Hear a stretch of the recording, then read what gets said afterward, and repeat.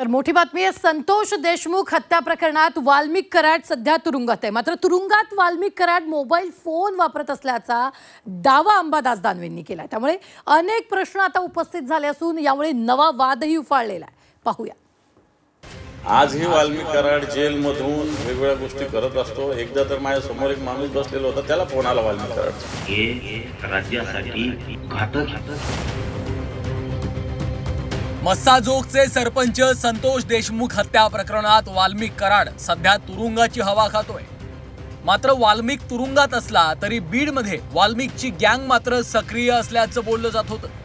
आता शिवसेना ठाकरे पक्षाचे नेते अंबादास दानवेंनी या प्रकरणामध्ये एक मोठा दावा केलाय। वाल्मिक कराड जेलमध्ये मोबाईल फोन वापरतो असा खळबळजनक दावा दानवेंनी केला।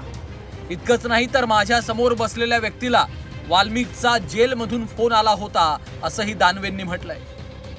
आणि वाल्मिक कराड कोणाचा पाठीराखा आहे सगळ्या महाराष्ट्राला माहिती आहे, फक्त परळीला किंवा बीडला नाही। आजही वाल्मिक कराड जेलमधून वेगवेगळ्या गोष्टी करत असतो। एकदा तर माझ्या समोर एक माणूस बसलेला होता, त्याला फोन आला वाल्मिक कराडचा। मला आश्चर्य वाटलं। आता मी नाव नाही सांगू शकत त्या व्यक्तीचं, पण तो माझ्या समोर फोन आलेला मी पाहिलेला आहे। कोणाला कसं सांगू? फोन आला होता तुमच्या समोर बसलेले? हो, आला होता। हा गंभीर प्रकार, याच्यावर काही तक्रार चालूच आहे। हे चालतच आहे, हे चालतच आहे। म्हणजे वाल्मिक कराड अजूनही जेलमधून लोकांना हो, बिलकुल करतो, बिलकुल करतो। तुम्ही याच बघतो की काही या प्रकरणात चौकशी व्हायला पाहिजे ना। मी 4 महिन्यापूर्वी सांगितलं होतं, 3 महिन्यापूर्वी चौकशी झाली पाहिजे। काय तिथं सगळंच सरकार त्यांना हे करतात, मग हे राजकीय सपोर्ट शिवाय थोडी होऊ शकते सगळ्या गोष्टी। आणि म्हणून धनंजय मुंडेंचा इथं सगळीकडे रोल आहेच आहे। वाल्मिक कराड तुरुंगातनं फोनवर बोलतो की नाही याची सखोल चौकशी करा, अन्यथा रस्त्यावर उतरू असा इशारा मनोज जरांगे पाटलांनी दिलाय। पहिले शॉकिंग विषय ऐकायला मिळाला या राज्यात। गृहमंत्री फडणवीस साहेब बारकाईनं लक्ष घालावं।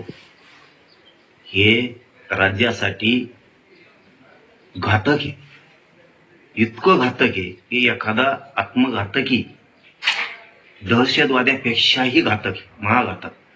जर जेलमधून संतोषभाई देशमुखांचा नंबर 1चा आरोपी जर लोकांना फोन करत असला तर या राज्यात पुन्हा मर्डर पडतील। संतोष देशमुखांचे बंधू धनंजय देशमुखांनीही यावर भाष्य केलं।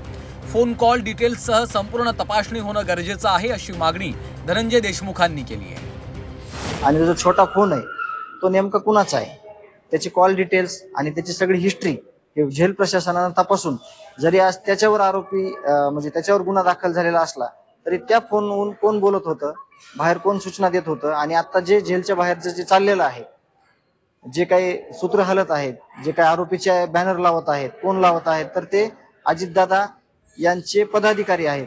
हे आम्ही पुराव्यानिशी अजितदादांकडे देखील दिलेलं आहे, परंतु त्याच्यावर कुठलीच दखल घेतली नाही। आणि फोनच्या संदर्भात देखील सखोल चौकशी होऊन जर फोन हा आरोपी वापरत असेल तर त्याच्यावर कठोर कारवाई झाली पाहिजे। अंबादास दानवेंच्या या दाव्यामुळे वाल्मिक कराडला जेलमध्ये फोन कुणी दिला असा प्रश्न उपस्थित होतोय। इतकंच नाही तर अजूनही वाल्मिक कराड सारख्या गुंडाला तुरुंगात VIP ट्रीटमेंट दिली जातीये का असे अनेक प्रश्न या निमित्तानं उपस्थित होत आहेत। ब्युरो रिपोर्ट, झी 24 तास।